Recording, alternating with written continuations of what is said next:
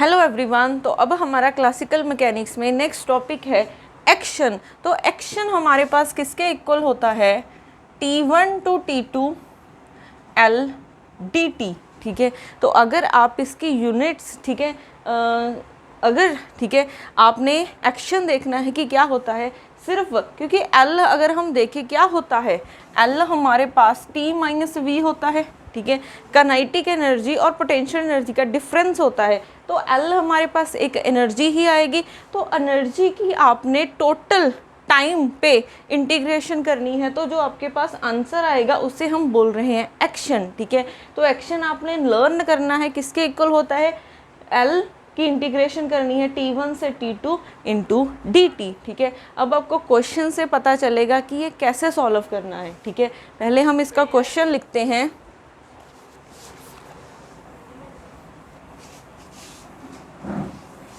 तो हमारे पास first question है, the motion of a particle in one dimension is described by the Lagrangian L is equal to 1 by 2 dx by dt whole square minus x square in suitable units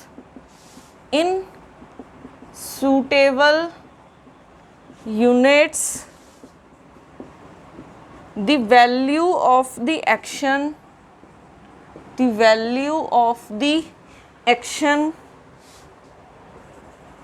along the classical path from x is equal to 0 at t is equal to 0 to x is equal to x naught at t is equal to t naught is, क्या क्या options given है हमें? Option A given है x naught square by 2 sine square T naught. B option given है 1 by 2 x naught square tan T not.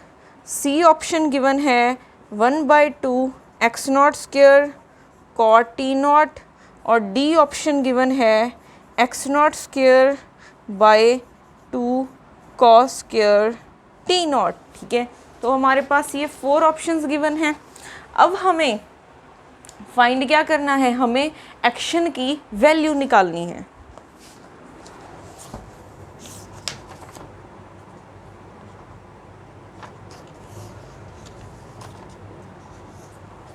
तो हमें L ये given है। ठीक है, तो L गिवन है 1 बाई 2 dx बाई dt को हम क्या लिख सकते हैं, x dot square minus x square. अब देखो, अगर हमने इंटीग्रेशन करनी है, क्योंकि एक्शन हमारे पास किसके इक्वल है, T1 to T2 L dt। अब लिमिट्स कहाँ से कहाँ गिवन है, T 0 से T नॉट तक जा रहा है। ठीक है, 0 से t तक जा रहा है L dt।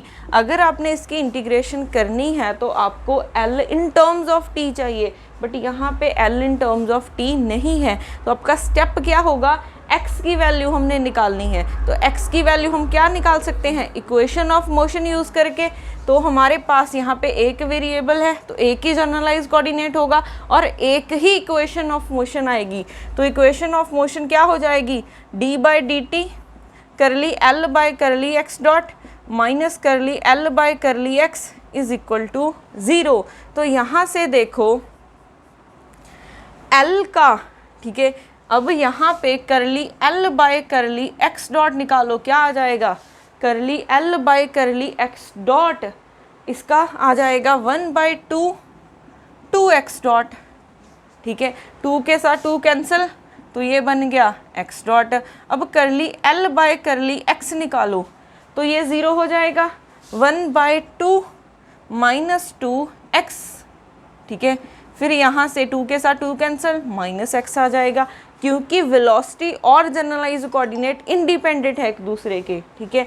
अब वैल्यू पुट कर दो, करली एल बाई करली एक्स डॉट माइनस एक्स, दोनों की वैल्यूज पुट कर दी हैं बाय यूजिंग दीज रिजल्ट। तो डी बाई, अब यहाँ पे देखो एक्स डॉट का एक बार फिर से टाइम डेरिवेटिव करना है, तो x double dot minus minus plus x is equal to 0, ठीक है। अब अगर हमें इसको देखें, एक्स डबल डॉट को मैं क्या लिख सकती हूँ, D square x by D T square plus x is equal to 0। ये हमारे पास एक सेकेंड ऑर्डर होमोजीनियस इक्वेशन है, ठीक है। ये क्या है, सेकेंड ऑर्डर होमोजीनियस इक्वेशन है। तो सेकेंड ऑर्डर होमोजीनियस इक्वेशन को कैसे सॉल्व करते हैं, ये हम डिफरेंशियल इक्वेशन में करते हैं, मींस ये हम मैथमेटिकल फिजिक्स में करते हैं। तो कैसे सॉल्व करेंगे, d बाई डी टी को d पुट कर लो, ठीक है। तो यहाँ से D square by D T square क्या हो जाएगा, डी स्क्वेयर, ठीक है। यहाँ पे वैल्यू पुट करो, तो डी स्क्वेयर साथ में x है plus x is equal to 0।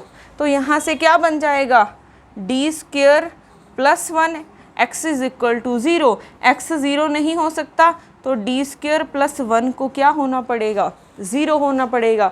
तो यहाँ से क्या रूट्स आ जाएंगे, D square is equal to उस तरफ जाएगा -1, तो डी आ जाएगा -1 प्लस -1, ठीक है। और -1 के रूट को हम आइटा लिखते हैं, तो डी की दो वैल्यूज़ आ गई हैं, एक आइटा और एक माइनस आइटा। तो ये रूट कौन से आए हैं, ये हमारे पास इमेजिनरी रूट्स हैं और अनइक्वल हैं, ठीक है। ये इमेजिनरी रूट्स आ गए हैं। तो अगर इमेजिनरी रूट्स आते हैं, अब अगर आप यहाँ पे देखोगे एक आइटा है एक माइनस आइटा है, तो ये कॉम्प्लेक्स कंजुगेट रूट्स हैं, ठीक है। आप यहाँ पे लिख सकते हो कॉम्प्लेक्स कंजुगेट रूट्स आए हैं। तो अगर कॉम्प्लेक्स कंजुगेट रूट्स आ जाते हैं, तब हम उसका सल्यूशन कैसे लिखते हैं, तो इसका सल्यूशन लिखा जाएगा, हम x की वैल्यू निकाल रहे हैं, x is equal to E raise to power, ठीक है। हम रूट्स को ऐसे लिख सकते हैं, हमारे पास रूट्स आए हैं 0 प्लस आइटा, ठीक है, ऐसे लिख सकते हैं, क्योंकि 0 प्लस करोगे कोई चेंज नहीं आएगा, तो ये रियल है वैल्यू है, ठीक है। अब यहाँ पे होता है रियल वैल्यू कितनी है, 0, a1, यहाँ पे होता है कॉस, इमेजिनरी पार्ट कितना है 1, तो कॉस टी, ठीक है, प्लस a2 साइन टी, ये हो जाएगा x is equal to E raise to power 0 a1 cos T, किसके साथ डेरिवेटिव कर रहे थे, t के साथ, तो t आ जाएगा। अगर हम किसी और वेरिएबल के साथ डेरिवेटिव करते तो कुछ और आ जाता, ये बन जाएगा।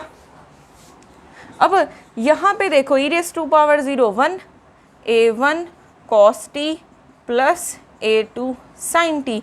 अब हमें कुछ बाउंड्री कंडीशंस गिवन है, क्योंकि a1 a2 क्या है, कांस्टेंट है, तो इनकी वैल्यूज़ हम बाउंड्री कंडीशन को यूज़ करके निकाल सकते हैं। तो क्या क्या बाउंड्री कंडीशंस हैं, पहली बाउंड्री कंडीशन है कि x 0 है at t is equal to 0 पे, x 0 है at t is equal to 0 पे, वैल्यू पुट करो, 0 is equal to a1 cos 0 plus a2 sine 0, sine 0 0 cos 0 1, तो 0 is equal to a1 plus 0, तो यहाँ से a1 की वैल्यू आ गई है 0, ठीक है। a1 की वैल्यू क्या आ गई है, 0। तो अब हमारे पास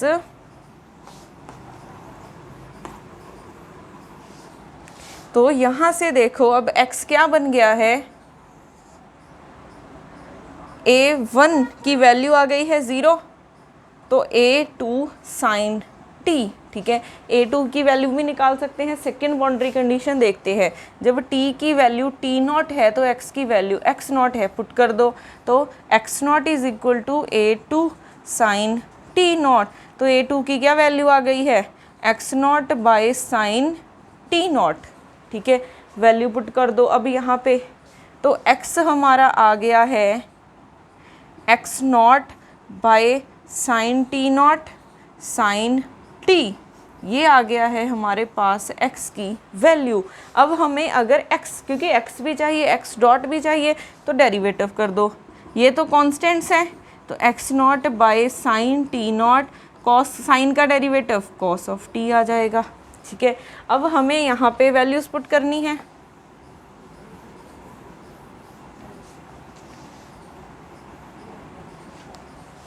तो L is equal to 1/2 x dot की value x not by sine T not cos of t whole square minus x square means x not by sine T not sine t का whole square. तो ये बन जाएगा 1/2 x nought square cos square t by sine square t nought minus x not square sine square T not sine square t. ठीक है, तो यहाँ से क्या कुछ फैक्टर कॉमन आ रहा है, x not square by sine square T, तो ये कॉमन निकाल लेते हैं। एक्स नॉट स्क्वायर 2 पहले से ही है, साइन स्क्वायर टी नॉट, तो ये बन गया है cos square T minus sign square T. इसका फॉर्मूला होता है, इसको हम लिख सकते हैं कॉस ऑफ 2t, इतनी टर्म को हम कॉस ऑफ 2 टाइम्स t लिख सकते हैं। ठीक है, तो L की वैल्यू हमारे पास ये निकल के आ गई है। तो L की वैल्यू निकल गई है, अब हमने यहाँ पे वैल्यू पुट करनी है। ठीक है, तो क्या बन जाएगा, S इज इक्वल टू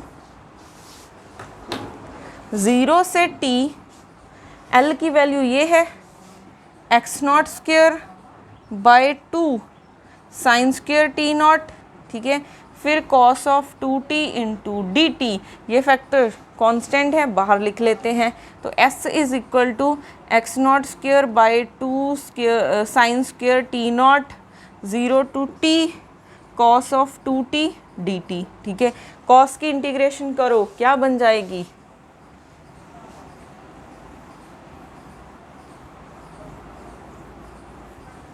तो s is equal to x not square by 2 sine square T not.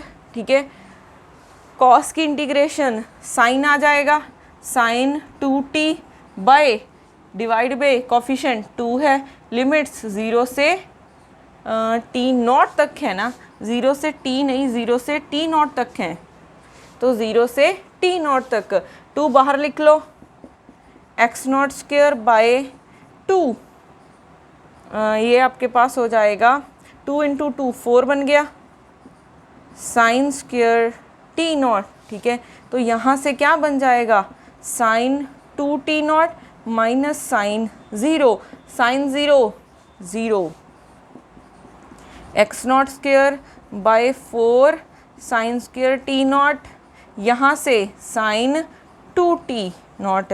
अब देखो हमें पता है साइन 2a का फॉर्मूला क्या होता है, 2 sine A cos B cos A, 2 sine A cos A, तो इसकी वैल्यू देखो क्या बन जाएगी, 4 साइन स्क्वायर टी नॉट, इसकी value 2 sine T not cos T not.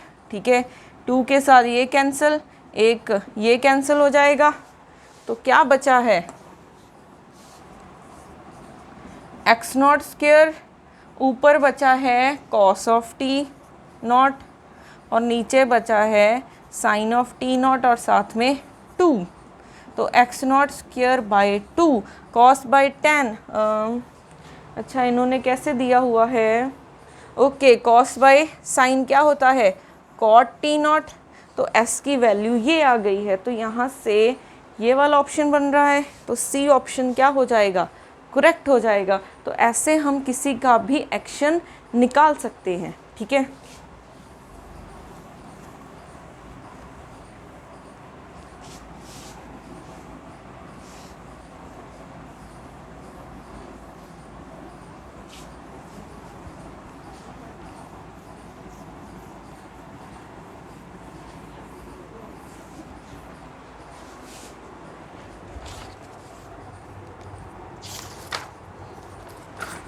अब आपको मैं कुछ प्रॉब्लम्स दे रही हूँ, ये आपने खुद से सॉल्व करनी है, ठीक है।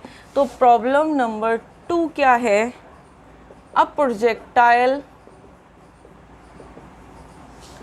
Of mass 1 kilogram is launched at an angle of 30 degree from the horizontal at t is equal to 0 and take time t before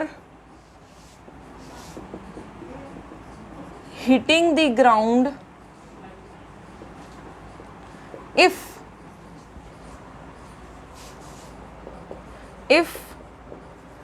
initial velocity is 10 meter per second,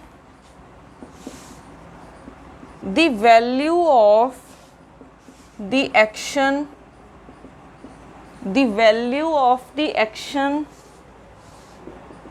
integral for the entire flight in units of kilogram metre square per second is. आपने ये question solve करना है, ठीक है। उसके बाद हमारे पास third question है, a particle of mass m is equal to 0.1 kilogram is initially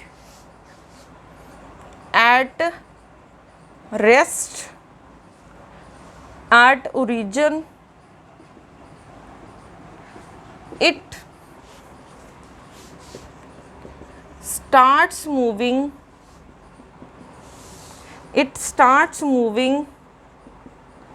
with the uniform acceleration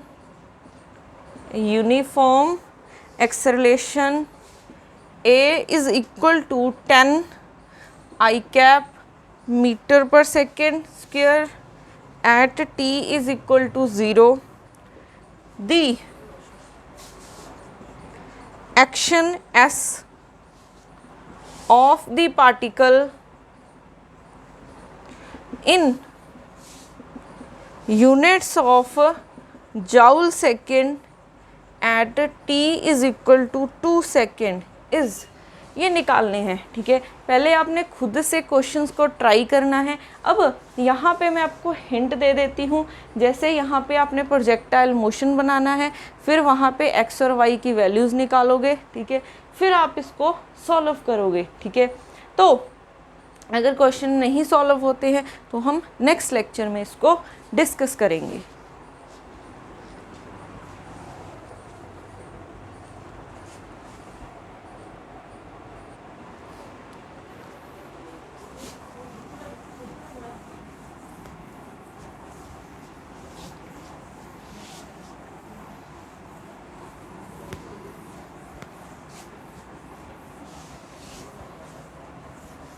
तो अब हमारे पास नेक्स्ट टॉपिक है जनरलाइज्ड फोर्स, ठीक है। अब जनरलाइज्ड फोर्स हमारे पास किसके इक्वल होती है? ये होती है d by D T curly t by करली q डॉट लिखना है आपने, ठीक है, minus curly t by curly Q आई। पहले हम L लिखते थे, अब आपने अगर यहाँ पे T लिख दिया है, काइनेटिक एनर्जी लिख दी है, तो ये किसके इक्वल हो जाएगा? Q I. क्यू आई क्या है? Generalise force. इसको आप कुछ ऐसे भी लिख सकते हो, D by D T curly V by curly Q I dot minus curly T by curly Q I. आप इसको कुछ ऐसे भी लिख सकते हो, ठीक है। अब उसके बाद अब अगर आप दोनों इक्वेशन को देखोगे, ये भी जनरलाइज फोर्स है, ये भी जनरलाइज फोर्स है, तो दोनों को इक्वेट कर सकते हो। तो क्या बन जाएगा, d by D T curly t by curly Q I dot minus curly t by curly Q I is equal to d by D T curly v by curly Q I dot minus curly t by curly Q I. क्योंकि इसकी left hand side equal है तो right भी तो equal ही होंगी। अब इस term को इस तरफ ले आओ, तो d by D T curly t by curly Q I dot minus curly t by curly Q I minus d by D T curly v by curly Q I dot plus, ठीक है, इस तरफ sorry यहाँ पे ना अगर t है तो t आएगा, v है तो v आएगा, v आना है यहाँ पे, ठीक है। ये इस तरफ आएगा, प्लस हो जाएगा। अब इन दोनों टर्म्स को इकट्ठा कर सकते हो, तो d by D T curly by curly Q dot t minus V, ठीक है, t minus V. Similarly curly by curly Q I, ये क्या हो जाएगा, t minus V is equal to 0। और t माइनस वी क्या होता है, l होता है, तो l क्या होता है, t माइनस वी। यहाँ पे पुट कर दो वैल्यू, तो curly l by curly Q I dot minus curly by curly Q I l is equal to 0। ये आपके पास आ गई है इक्वेशन ऑफ मोशन, ठीक है। तो ये जनरलाइज फोर्स की ज़रूरत क्यों है, ठीक है। जनरलाइज फोर्स की ज़रूरत इसलिए है क्योंकि काइनेटिक एनर्जी तो हमें हर केस में पता होती है, ठीक है। अगर आपको पोटेंशियल नहीं पता, फोर्स गिवन है, ठीक है, अगर आपको पोटेंशियल नहीं पता, फोर्स गिवन है, तो आप कैसे फाइंड कर सकते हो, तो जनरलाइज फोर्स गिवन है क्योंकि ये भी आपके पास इक्वेशन ऑफ मोशन ही है, ये भी इक्वेशन ऑफ मोशन है, ये भी इक्वेशन ऑफ मोशन है। काइनेटिक एनर्जी आपको पता है और फोर्स गिवन है, तो पोटेंशियल फाइंड करने जाओगे तो इक्वेशन ऑफ मोशन ही निकालनी है। तो इस इक्वेशन में t की वैल्यू पुट कर दो, फोर्स की वैल्यू पुट कर दो, तो इक्वेशन ऑफ मोशन आ जाएगी। तो आपको l निकालने की ज़रूरत नहीं है, ठीक है। तो ये भी यूज़ हो जाता है।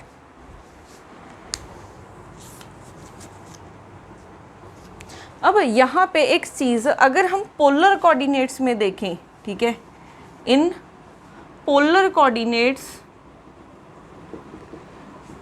तो आपको F, ठीक है, F हमारी सिंपल जो फोर्स होती है, ठीक है, लीनियर फोर्स बोल सकते हो, और ये आपके पास जनरलाइज फोर्स है। तो जनरलाइज और लीनियर फोर्स में क्या रिलेशन है, पहले हम वो देखते हैं।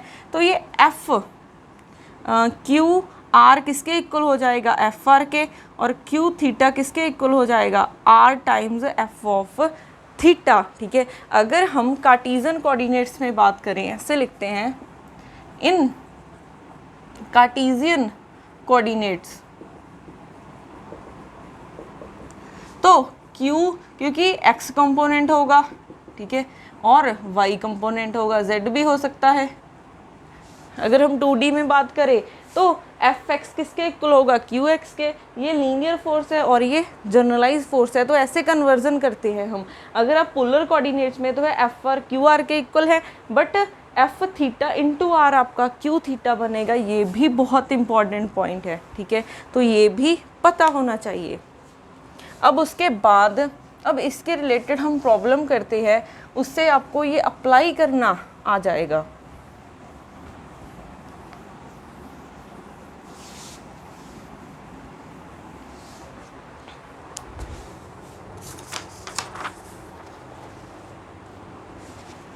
अब उसके बाद क्वेश्चन है, a particle is moving on a particle is moving on a plane under a force F is equal to A r dot r cap by r plus theta dot theta cap, ठीक है। Right equation of motion of the particle. Write equation of motion of the particle. अब देखो आपको F given है, means force given है, तो अगर force given है तो इक्वेशन ऑफ मोशन निकालने के लिए आप कौन सा फॉर्मूला लगा सकते हो, क्योंकि आपको काइनेटिक एनर्जी तो हर केस में गिवन होती है, पोटेंशियल एनर्जी नहीं पता होता, ठीक है। तो काइनेटिक एनर्जी वाला फॉर्मूला यूज़ कर सकते हैं, d/dt curly t by curly Q I dot minus curly t by curly Q आई, ठीक है। अब ये क्या है, पार्टिकल मूव कर रहा है प्लेन में, ठीक है, अंडर अ फोर्स, तो r और थीटा की टर्म्स में है, तो काइनेटिक एनर्जी क्या हो जाएगी 1/2 मास m r dot square plus r square theta dot square, यही बन जाएगी टर्म, ठीक है। ये हम कर चुके हैं पहले वाली वीडियोस में कि हमारे पास प्लेन पोलर कोऑर्डिनेट्स में हम काइनेटिक एनर्जी को ऐसे लिखते हैं। अब t पता है, क्या हमें q पता है, ये हमें किस में गिवन है, प्लेन पोलर में गिवन है, ठीक है, तो इस टर्म में गिवन है। तो अब देखो इसका r कैप है, तो आप फोर्स को कुछ ऐसे लिख सकते हो, F is equal to F R R cap plus F theta theta cap, ठीक है, ऐसे ही लिख सकते हो। आर कैप के जो साथ है उसको एफ आर, और जो थीटा कैप के साथ है वो थीटा एफ थीटा हो जाएगा। तो एफ आर की कितनी वैल्यू आई है, A R dot by R, और एफ थीटा की कितनी वैल्यू आई है, थीटा डॉट और साथ में ए है, ठीक है। तो अब यहाँ से क्यू आर किसके इक्वल हो जाएगा, A R dot by R, और थीटा क्यू थीटा किसके इक्वल हो जाएगा, R into F of theta, यही बन जाएगा। अब हमारे पास जा तो आर है जा फिर थीटा, दिस मीन्स कि हमारे पास 2 जर्नलाइज्ड कोऑर्डिनेट्स हैं। तो कौन से हैं, 2 जर्नलाइज्ड कोऑर्डिनेट्स हैं, कौन से हैं, आर और थीटा। तो यहाँ पे देखो फर्स्ट इक्वेशन ऑफ मोशन, ठीक है, क्योंकि आई लिखा है तो आई की वैल्यू एक बार हम थीटा के लिए लिखेंगे, एक बार आर के लिए लिखेंगे। तो पहले आर के लिए लिखा तो d/dt curly t by curly R dot minus curly t by curly R. Second equation theta Q theta is equal to d/dt curly t by curly theta dot minus curly t by curly theta, ठीक है। अब value put कर दो, t का derivative करो r dot के साथ।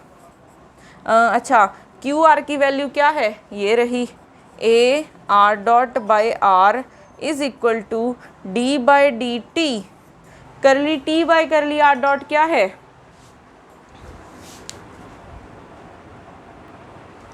तो यहाँ पे curly t by curly r dot, तो इसका करो 1/2 m, यहाँ पे आ जाएगा 2r डॉट, बाकी ये टर्म 0, ठीक है। फिर minus curly t by curly r, तो यहाँ से 1/2 m, ये 2r और थीटा डॉट स्क्वायर, ठीक है। 2 के साथ 2 कैंसिल, 2 के साथ 2 कैंसिल, तो a r dot by r is equal to, यहाँ से m बाहर, d बाय हमने r का r डॉट का एक बार फिर से टाइम डेरिवेटिव करना है तो r डबल डॉट आ जाएगा, ठीक है। फिर माइनस m, यहाँ पे क्या है हमारे पास r थीटा डॉट स्क्वायर, एक इक्वेशन ये बन गई है, ठीक है। उसके बाद अब यहाँ पे q थीटा की value r a theta dot is equal to d/dt curly t by curly theta dot, यहाँ पे 1/2 m, r स्क्वायर कॉन्स्टेंट है, 2 टाइम्स थीटा डॉट आ जाएगा, minus curly t by curly theta, यहाँ पे थीटा वाली कोई term है ही नहीं तो 0 हो जाएगा। तो r a theta dot 1/2, sorry 2 के साथ 2 कैंसिल हो गया, 1/2 लगाने की ज़रूरत नहीं है, m, ठीक है। यहाँ पे d/dt r square theta dot ठीक है। अब यहाँ पे r और थीटा का हमने डेरिवेटिव करना है, तो ये फर्स्ट फंक्शन, ये सेकंड फंक्शन। फर्स्ट फंक्शन को एज इट इज़ रखा, थीटा डॉट का थीटा डॉट का एक बार फिर से time derivative theta double dot plus m। अब थीटा डॉट को as it is r square का डेरिवेटिव 2r फिर r डॉट आ जाएगा, ठीक है। तो आपके पास यहाँ से दो इक्वेशंस बन गई हैं, m r square theta double dot plus m theta dot 2r r dot. तो यहाँ से हमारे पास टू इक्वेशन ऑफ मोशन आ गई हैं। तो ऐसे अगर आपको जनरलाइज फोर्स गिवन हो तो आपको पोटेंशियल फाइंड करने की ज़रूरत नहीं है, इस इक्वेशन को यूज़ करो और इक्वेशन ऑफ मोशन फाइंड कर सकते हैं हम।